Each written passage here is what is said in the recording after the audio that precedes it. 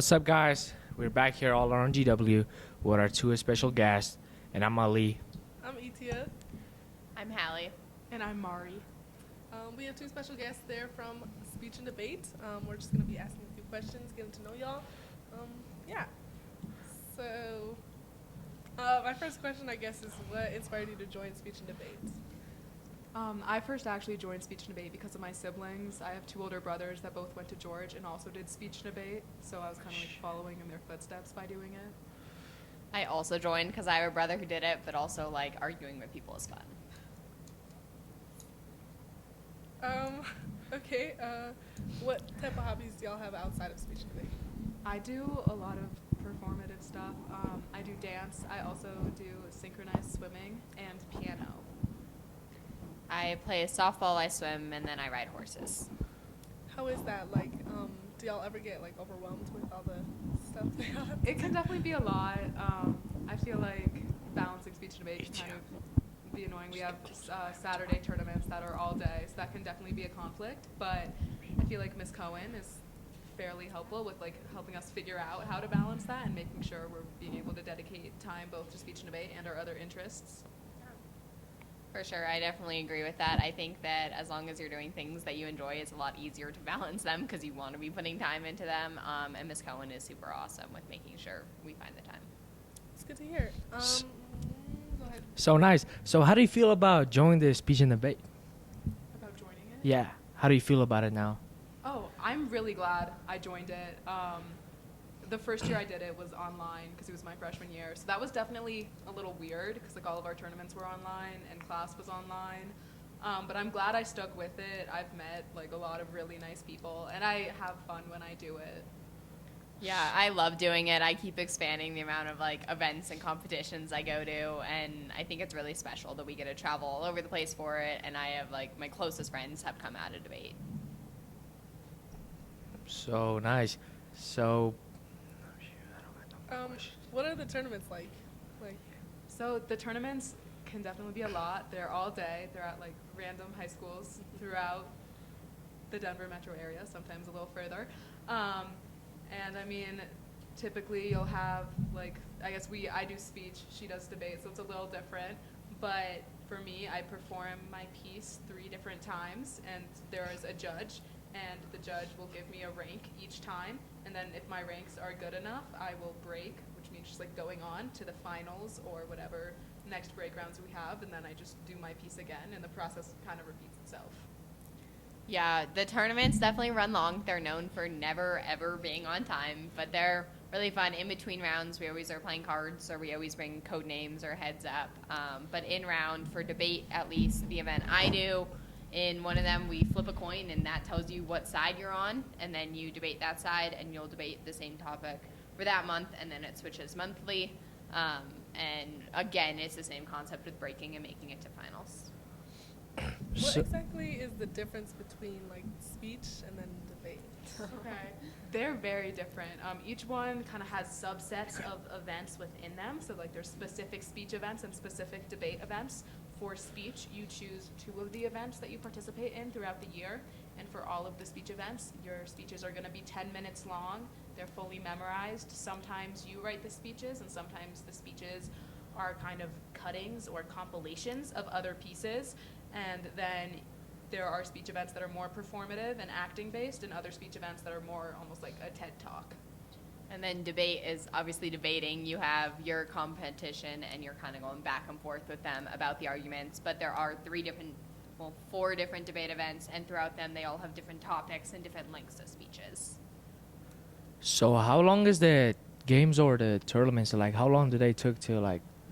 Often we will leave, like if we have a bus leaving from George, I feel like 7:30 Yeah. leave from George, and then kind of depending on if you stay the whole time, like if you break to finals.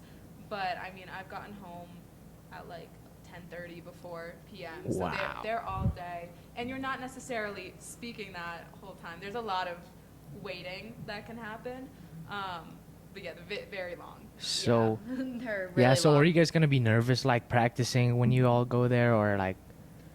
I don't think so. I think you just prepare beforehand, and obviously you have some nerves about like what's going to happen. But I think our coaches are really good at making sure we're ready, and they're fun. We all do it because we enjoy it. Like even those late night rounds, we've had travel tournaments where we missed the train because it was so late and had to take buses back to the hotel.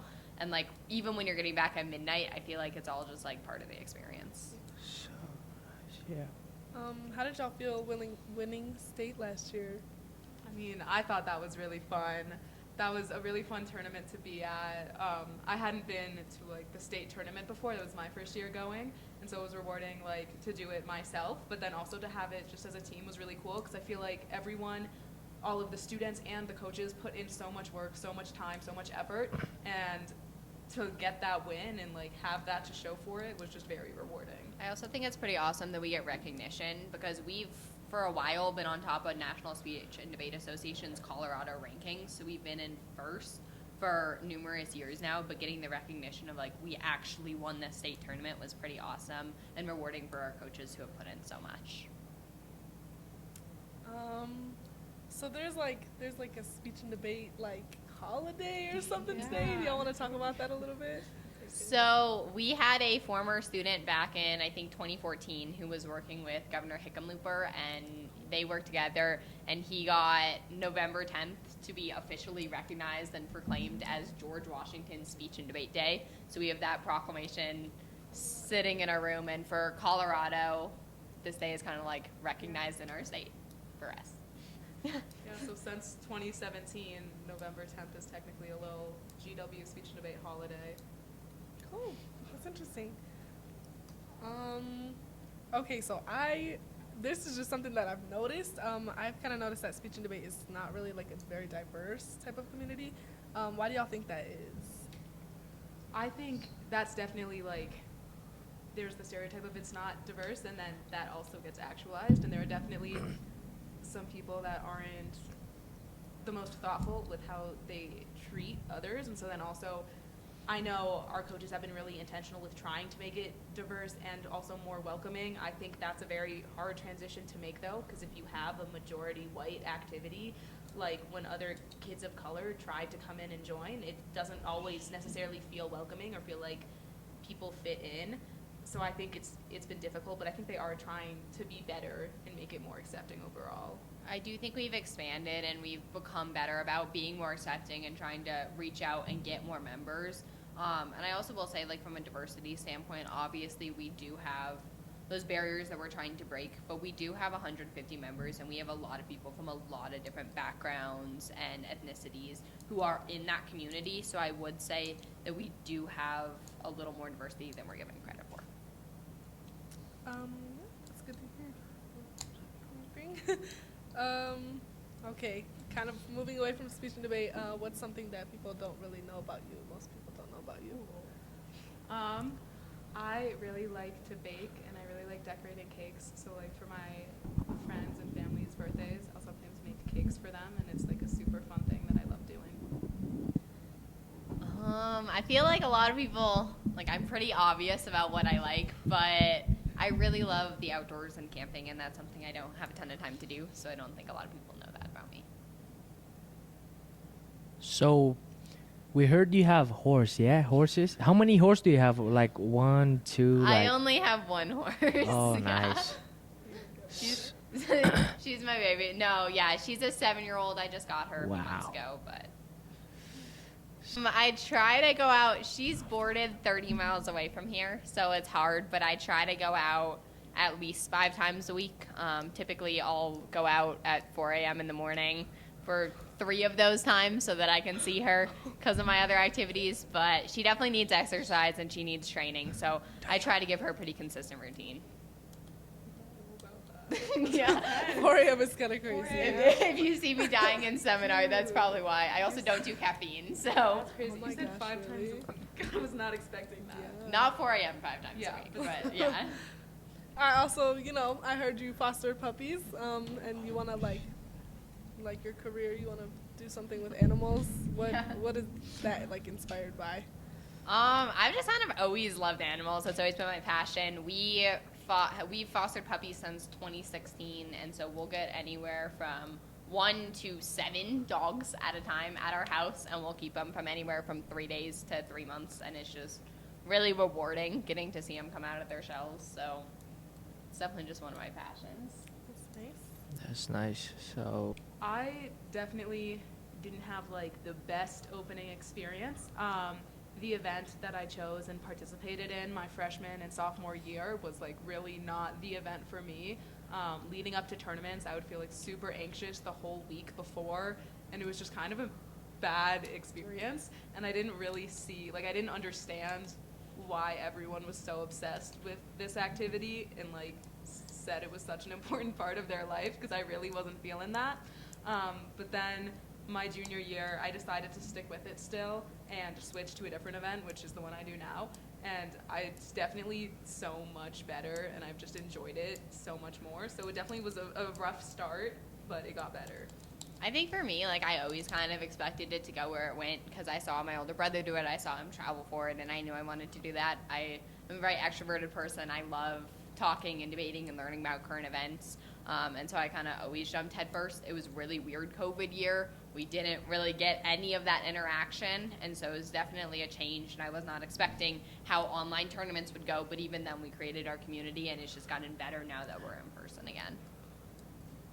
So our team is pretty unique in that we offer 13, hopefully 14 soon, but a lot of different events, and so there's definitely a place for everyone, but we have a lot of people who switch events throughout their time because they haven't yet found that community that's right for them. Yeah, it's very normal to switch because the process of originally choosing your event, you get like a week at the beginning of the year when you're first a novice member, so it's your first year, where you go and like visit all of the events, and they give little slideshow presentations about what their event is about. And I feel like it's very fast paced, can be overwhelming, and then you just have to like choose an event, and you do that for the year. So it can be very easy to choose an event that's not necessarily well suited for you, just because you don't really have time to fully immerse yourself in any of them. What is your guys' favorite topic to like talk or debate about? Well, I mean, the way speech works is, well, at least the events I do, it's called interp or interpretation, and we basically take pre-written like movies or books or plays and cut them down into 10-minute pieces and then perform those. And I do 2 throughout the year. And so like one of them right now, it's a duo piece. That means I'm performing it with a partner, and it is about the testing of rape kits and kind of how like the criminal justice system is pretty bad at that and like fails victims a lot of times because they don't end up testing them. So it's definitely more a statement about the political justice system. I think for me in debate, in one of our events, the topics are, a lot of them are foreign policy based, but I think regardless, my favorite topic is always one where my opinion changes from my research. So like we had one a couple years ago that was the United States should legalize all illicit drugs. And I went into that with one really strong opinion, and I went out of it on the complete other side. So I think those topics are cool. Or in the other event I do, our topic changes every round, and we get a debate about sports, we get a debate about art, we get a debate about pop culture. And so those debates, which is about more fun things, I really enjoy just the diversity of the topics. That's really cool. How do you feel that speech and debate has helped you like academically or as a student? I think with the first event I did, it was very helpful academically, even though I wasn't great at it. It was basically an event where you got a question, and then you had 30 minutes to prepare a 7-minute speech on it that you then had to give memorized, and so you needed like sources and evidence and a whole explanation. And that just didn't work great for me, but it definitely did teach me a lot of skills about research, finding reliable sources, delivering a presentation, being convincing, and just like overall good public speaking skills to have in school. Yeah, I think similarly, it's helped to really build ideas and know how to most convincingly present those, and also how to be careful with sensitive subjects and how to handle topics that you might not agree with, but how to play devil's advocate. And I think that that's something that's really helpful at looking through life with kind of a different lens. What career do you think that speech and debate skills like are most useful in?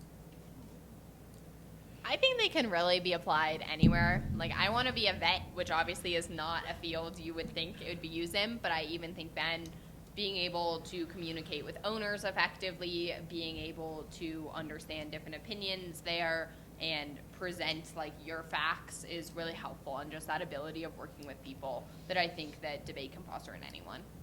I would agree. I mean, I'm not thinking of going into like being a politician or anything. That has never been something that I really considered. But I think regardless, all of the skills it teaches you are applicable really no matter what you do, obviously to different extents, but especially as Hallie mentioned with communication of ideas, I think it's a really fantastic activity for just improving that. Is there any advice you'd give anyone that's like thinking of going into speech and debate? I would say stick with it, like even if it's not the best at first. As I said, like you might just be in an event that's not great for you, but the coaches are super friendly and super like helpful as you're trying to figure out what you might want to do instead. So sticking with it, trying new things. Obviously it just might not be a good fit for you, but I bet there is something that you could get out of it. Yeah, I would say just like do it. If it's not for you, it's not for you, but there's so much diversity in what you can choose from. Like, I could never do one of the speech events just because it's not my type of thing, but it's the right thing for so many people, and likewise for debate. And I think that there's so many different parts where you can find yourself, and it's not just like this one thing, speech and debate. There's so much nuance in that, and I think diving in, you'll find your place. So thank you so much, y'all, for being here today. And